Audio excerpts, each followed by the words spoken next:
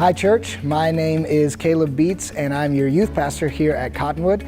And I just wanted to encourage you as we're in this Imagine One campaign to really consider what this could do for our youth ministry. So if our church gave 1% more, it would give us the option and opportunity to take more students on the events that we do. Some of these events can be expensive and we don't want that to limit anyone from coming to one of our events. The reason we do these events is to get our students out of what is normal for them, out of what is just a normal pace of life, out of the normal distractions, and into a place where they can really meet with the Lord. With those distractions gone, we have seen God be very faithful just to encounter our students. We've seen students get saved. We've seen students really give their life over to the Lord, even if they already were a believer, lay down the sin maybe that has captured them for a season and walk in freedom. And God has just been so faithful to move at these events. And if you gave 1% more, we could scholarship more students. Some of those students that have had to say no in the past, we would be able to say yes to them because of that 1%.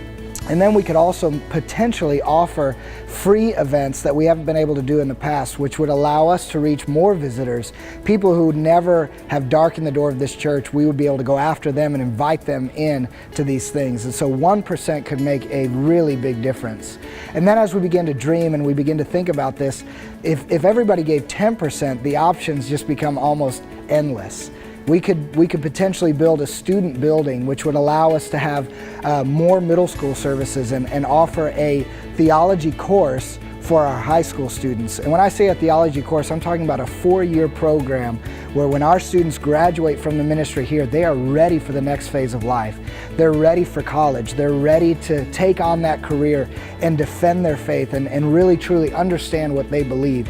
And so when you think about giving, when you think about a 1% increase or even a getting to that 10% mark, think of ministry. Don't just think of dollars. Think of enabling us to really go after the lost, enabling us to go after and disciple people. It's not just a number. These are lives that we're talking about. This is ministry that we're talking about. So really consider it. Really pray what God would have you do in this campaign.